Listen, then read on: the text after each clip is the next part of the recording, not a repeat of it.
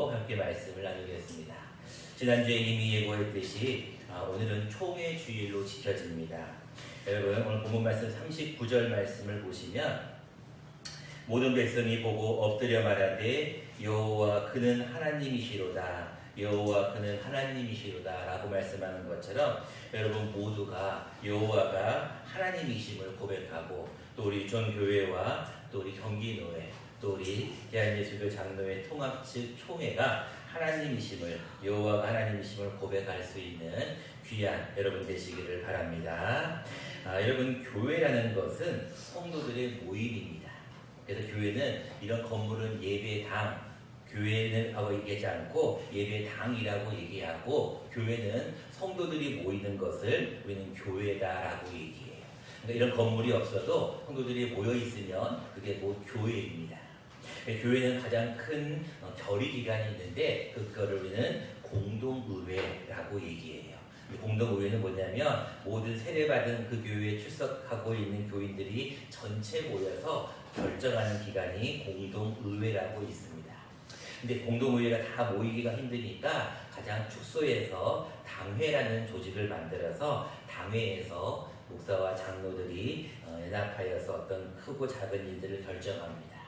근데 그 교회들이 이제 모이게 되면 뭐가 되냐면 노회가 돼요. 노회. 그래서 모든 목사들은 다 노회 소속입니다. 그래서 노회는 교회를 이렇게 치리하고 교회의 모든 일들을 같이 연합해서 주의 일을 해요. 근데 우리 대한예수교 장로회 통합 측에는 67개의 노회가 있어요. 서울부터 해가지고 저기 일도까지 전국에 다 67개를 지역으로 구분을 해놨습니다. 근데 우리는 무슨 노회일까요? 모르세요? 우리나라 지금 여기는 평택시이기 때문에 경기도에 있다고 해서 우리 노회는 경기노회다 이렇게 부릅니다. 경기노회는 크게 이 경기노회는 그 일을 하기가 많으니까 시찰회라는 걸 둬요. 이 시찰회는 뭐냐면 쉽게 말하면 여러분 구역으로 생각하면 쉽습니다. 여러분들이 교회에서 주의 종이 어떤 이야기를 하거나 어떤 전달사항이 있을 때 일반적으로 다 하기 어려우니까 구역장님들이 중간에서 역할을 하잖아요. 그런 것처럼 시찰회가 있어요. 시찰회는 몇 개가 있냐면 6개가 있어요. 동서남 그리고 중부 용인 평택 시찰이 있습니다. 우리들이 경기도의 유천교회는 무슨 시찰일까요? 네, 평택 시찰입니다. 평택역에 가까우니까 우리는 평택 시찰이에요. 여러분들이 이제 여러분들 소속을 만약에 물으면 본가가 어디야? 라고 물어보면 네, 저희 아버지의 성은 모짜입니다. 이렇게 말씀하는 것처럼 여러분들의 본가는 뭡니까? 라고 하면은 네, 저는 대한예수교 장로회 통합 측 경기노회 평택시찰 유천교회 소속의 교인입니다. 이렇게 얘기하면 여러분들 보고 교육 잘 받았다고 여러분들 보고 역시 목사님이 누구냐고 아마 그럴 거예요. 오늘은 총회 주일이기 때문에 여러분들 조직에 대한 얘기를 잠깐 했는데 우리 대한예수교 장로회 통합 측은 총 9,000여 개 교회가 있어요. 이 통합 측 내에. 근데 이 통합 측에 있는 교회는 전체 280만 정도 성도가 있습니다. 근데 우리 통합 측은 가장 큰 자랑거리가 하나가 뭐냐면 이 통합 측은 교단이 나눠지지가 않았어요. 노회는 67개가 있지만 다 한 총회에 소속이 돼 있어요. 반대로 이 총신대 계열인 합동 측은 굉장히 많은 분파가 있습니다. 수백 개가 있어요. 그런데 우리 통합 측은 하나밖에 없기 때문에 어디를 가든지 여러분들이 우리 교단 마크 있죠. 말씀하고 십자가가 있는 교단 마크를 딱 보면 여기는 대한예수교 장로회 통합 측이구나 라는 것을 알게 됩니다. 다음 주 9월 10일부터 13일까지 이리 신강교회에서 103회기 우리 1912년 9월에 총회가 설립이 됐거든요. 103번째 총회를 가집니다. 그래서 오늘은 이 총회를 가지기 전에 이 총회 주일에 우리가 어떻게 살아야 되는지 우리가 먼저 총회에서 나오는 영상이 3분짜리가 있어요. 영상을 먼저 잠깐 보고 제가 이어서 말씀을 나누도록 하겠습니다. 앞에 자막을 보시면 좋겠습니다.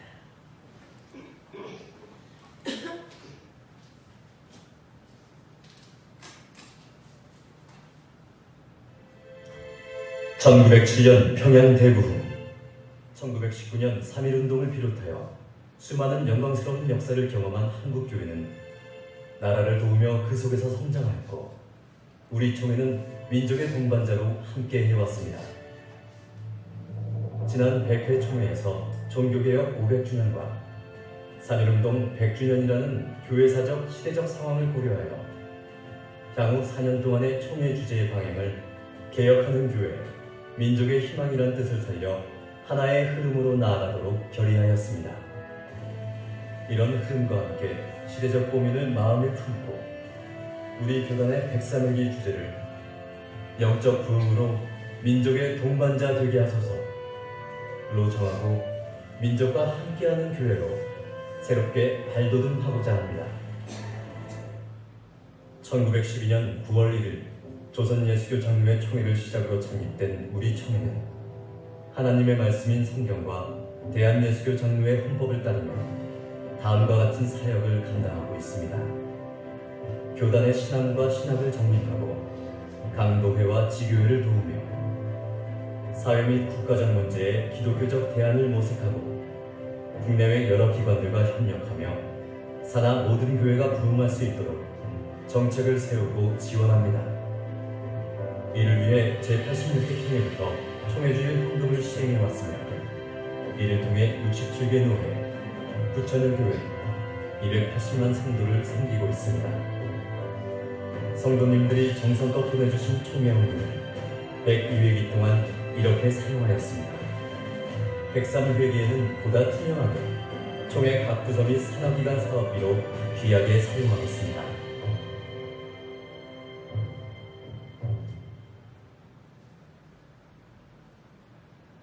지금 우리나라는 새로운 기대와 함께 풀어야 할 많은 숙제를 안고 있습니다.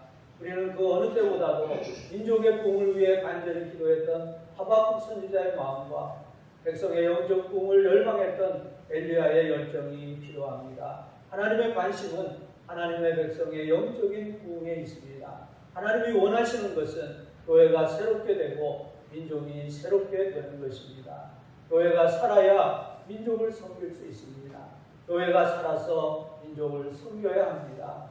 3.1운동 100주년을 맞이하는 한 해 동안 우리 총회는 이 일에 모든 노력을 기울여 힘쓰겠습니다. 총회 주일 헌금은 이러한 사역을 하는데 귀하게 사용될 것입니다.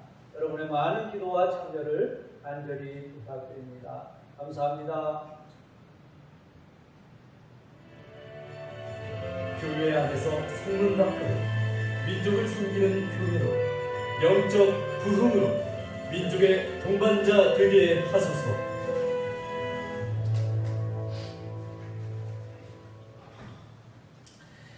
네, 여기 나오셨던 그 목사님께서 지금 이제 부총회장님이시고 이제 이번에 9월 달에 총회장님으로 이제 섬기게 되실 목사님이십니다. 여러분들 오늘 제목이 나와 있듯이 영적 부흥이라는 것은 1919년 3월 1일 날 만세운동을 여러분들이 다 아실 겁니다. 지금 내년 되면 2019년이 되어가지고 딱 100주년이 됩니다. 그래서 여러분 3.1절 만세운동 여러분들 기억하시겠지만 이 3.1절 만세운동이 있었던 100주년이 되는 해가 내년입니다. 근데 이 1919년 3.1절 운동의 원동력이 무엇이었느냐? 바로 1907년 평양 대부흥운동이었어요. 그래서 이 1907년 평양의 대부흥운동이 있었기 때문에 19년 3.1 만세운동도 있었다는 겁니다. 현재 우리나라에도 지금 많은 어려운 문제들이 있어요. 가장 저는 큰 문제로 무엇을 보냐면 우리나라의 저출산 문제가 저는 가장 크다라고 생각합니다. 저출산 고령화가 지금 우리나라에는 굉장히 큰 문제로 받았습니다. 왜냐하면 아이를 낳지 않아요. 지금 0.97명이라는 통계가 나와 있는데 자녀들이 아이를 낳지 않다 보니까 또 사람들이 이 3D 어떤 3D 직종을 피하다 보니까 외국인 근로자가 거의 200만에 가깝습니다. 우리 평택만 해도요 여기 버스를 타러 나가다 보면 벌써 외국인들이 몇 명을 만나게 돼요. 그처럼 지금 외국인 근로자가 굉장히 많이 들어옵니다. 예멘과 같은 나라에서도 제주도에 자꾸 이렇게 난민 신청하는 것도 지금 외국인 근로자들이 우리나라에 굉장히 많이 들어옵니다. 왜 청년들이 왜 결혼을 하지 않습니까? 왜 아이를 낳지 않습니까? 이유는 또 뭐라고 그래요? 실업 문제, 취업이 안 된다고 그러잖아요. 청년들만 문제가 있나요? 청소년들의 10대 탈선 문제가 지금 얼마나 심각한지 모르겠습니다. 얼마 전 뉴스를 보니까 가장 못 사는 사람이 최저 생활비가 120 몇만 원이라 그러더라고요. 근데 120 몇만 원을 받는 사람이 더 많아졌대요. 근데 더 놀라운 거는 최상위 계층 900만 원 이상을 버는 사람들이 또 몇 프로가 증가했다는 거예요. 이 얘기는 무슨 얘기일까요? 우리나라의 지금 소득의 양극화로 인한 계층 간의 갈등이 너무나 심합니다. 못 사시는 분들은 너무나 못 살게 되고 잘 사는 분들은 너무나 잘 살고 있어요. 노사 간의 갈등도 문제가 있죠. 이번 총회에서 또 굉장히 큰 문제로 와닿는 문제가 동성애 문제입니다. 아버지가 둘이 되는 수가 있어요. 아버지가 그 한 자녀를 키울 수가 있고 어머니 둘이 될 수도 있는 문제입니다. 남자가 결혼을 하겠다고 하면 이제 그들을 주례하지 않으면 그 주례를 안 하는 목사도 고발당할 수도 있는 그러한 문제까지 다가오는 그런 동성애 문제가 굉장히 지금 우리 한국의 가정관을 혼란시키고 있습니다. 그뿐인가요? 이단들이 너무나 많이 지금 판을 치고 있습니다. 여러분, 많은 매스컴을 통하여서 교회에서도 욕을 얻어먹고 있습니다. 이단들이 주우주순처럼 늘어나고 있습니다. 자, 이 모든 일들이 다 무슨 문제일까요?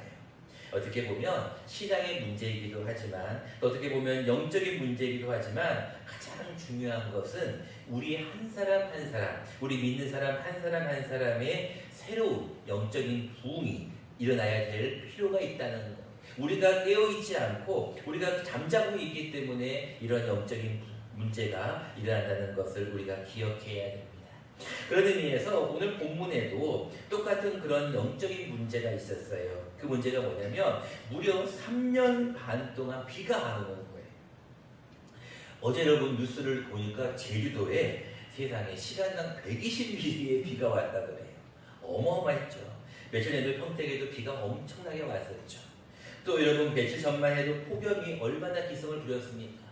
40도, 41도까지 올라가는 그런 기상 변화들을 우리가 바라보잖아요. 이 당시에도 이스라엘 당시에도 엘리야 시대 당시에도 비가 안 오는데 3년 반 동안 비가 안 오는 거예요. 그러니까 큰일 나는 거예요. 근데 이 문제만 있으면 별 문제가 없지만 영적인 문제도 그 당시에 이스라엘 백성들이 바알을 섬기고 있는 거예요. 여러분 바알 신이 어떤 신인 줄 아세요? 바알 신은 황소를 숭배하는 신이에요. 그 신은 뭐냐면 땅의 풍요를 바알 신이 준다고 생각해요. 그리고 비를 다스리는 것도 바알 신이라고 생각해요. 다시 말하면 날씨하고 농사를 다스리는 분은 하나님이 아니라 바알 신이라는 거예요. 그래서 그 당시에 사람들이 얼마나 바알 신을 많이 믿었냐면 바알과 아세라를 섬기는 신이 몇 명이었냐면 850명이나 됐어요. 어마어마하죠. 여러분 850명이 되는 선지자들이 바알과 아세라를 섬기는데 그들뿐 아니라 아합 이세벨 왕비가 또 바알 신을 섬기고 있는 거예요. 그때 당시의 영적인 문제가 지금의 우리 한국의 문제와도 비슷한 상황이 참 많습니다. 오늘 본문은 엘리야가 이 850명을 초대합니다. 야, 850명 너희 갈배산으로 모여! 아합에게 부탁했죠. 그랬더니 아합 왕이 850명을 다 모았어요. 그래서 이렇게 얘기합니다. 너희가 믿는 하나님이 정말로 하나님이면 여기서 한번 증명을 해보자. 그러면서 송아지 2마리를 가지고 왔어요. 너희부터 먼저 해봐. 뭘 하냐면 송아지를 너희가 한번 번제로 태우고 바알 신을 불러가지고 이 송아지가 불로 태워지는지를 한번 시험해봐. 그래서 850명이 모여가지고 송아지를 잡고 아침부터 낮까지 뭘 불렀냐면 바알 신이여 바알 신이여 바알 신이여 바알 신이여 우리에게 응답하소서 응답하소서. 근데 응답이 있었을까요? 없었을까요? 응답이 없는 거예요. 그러니까 엘리야가 비꼬면서 이렇게 얘기했대요. 야, 너희의 신 바알은 지금 묵상하고 있냐? 너희의 신 바알 신은 지금 잠깐 나갔냐? 너희의 신 바알은 지금 길을 가고 있냐? 너희 신 바알은 지금 잠이 들었냐? 라고 이렇게 조롱하고 있습니다. 그러니까 그들이 열받았어요. 그래서 뭐 했냐면 세상에 칼과 창으로 자기 몸을 막 자해를 하는 거예요. 이 바알신 중에 하나의 특성이 뭐냐면 피를 보면 바알신이 더 응답을 잘한다고 하는 그런 사상이 있었어요. 자기 몸을 막 피가 철철철 나는 거예요. 그래도 아무런 응답이 없는 거예요. 그때 이제 드디어 엘리야 차례가 되었습니다. 이것이 오늘 본문 말씀 30절 말씀이에요. 엘리야가 모든 백성을 향하여 이르되 내게로 가까이 오라. 모든 백성이 그에게 가까이 오니 그가 하는 일이 무엇이었냐면 여호와의 제단을 수축하고 거기에다가 도랑을 탁 거예요. 그 다음에 거기다가 뭐를 했냐면 제단에다가 물을 부은 것뿐 아니라 제단과 나무와 그 모든 거기다가 물을 오늘 본문에 보니까 통 4새 물을 채우다가 번제물과 나무 위에 부었다라고 33절에 기록하고 있어요. 자, 지금 바알신을 섬기는 사람들은 그냥 아무것도 하지 않고 하늘에서 불이 내리기를 위하여 기도했는데 아무런 응답이 없었어. 근데 엘리야는 뭐를 했다고요? 물을 부었어. 여러분, 불이 임하기를 놓고 기도하고 있는데 물을 부었다는 건 뭔 얘기예요? 그만큼 자신이 있다는 얘기죠. 근데 그 도랑에 물이 얼마만큼 있냐면 35절에 보니까 물이 제단으로 두루 흐르고 도랑에도 물이 가득 찼습니다. 이때 엘리야가 기도합니다. 야곱의 하나님, 이삭의 하나님, 아브라함의 하나님, 하나님께서 여호와가 하나님이신 것을 오늘 우리에게 보여주십시오.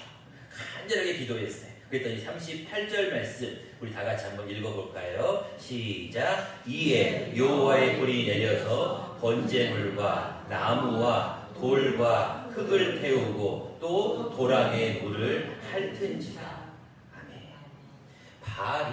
바알을 섬기는 850명이 그렇게 이런 표현하면 안 되지만 지랄 발광을 하고 있었는데 아무런 증상이 없어. 근데 엘리야는 거기다 물을 부었어요.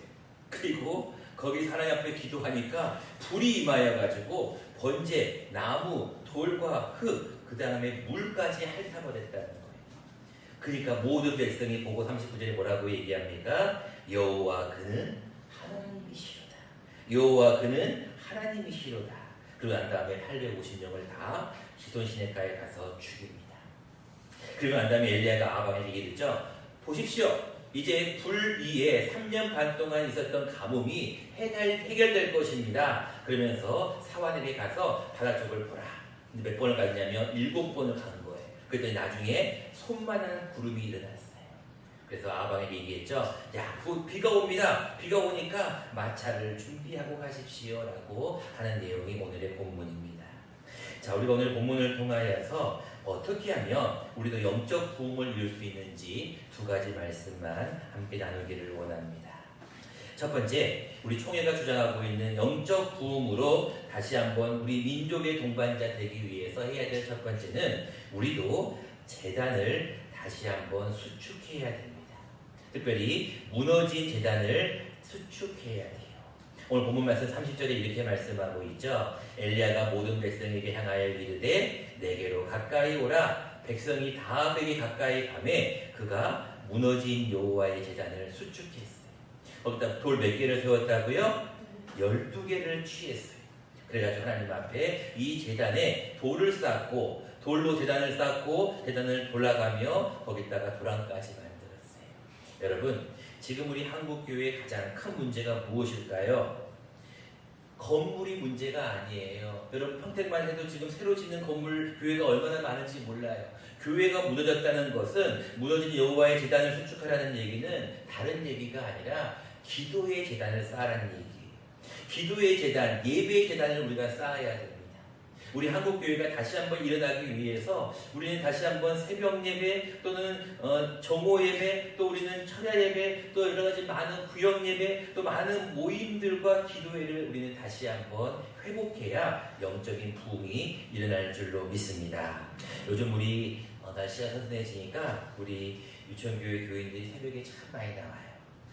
제가 지난 매일마다 이렇게 새벽에 나오시는 분들 위해 기도도 해드리지만 나오신 분들을 인원을 체크를 이렇게 해보거든요. 많게는 11명이 나오실 때도 있었어요. 주중에. 그런데 뭐 조금 적게 나올 수도 있고 많이 나올 수도 있는데 우리 교회가 사는 방법은 한 가지.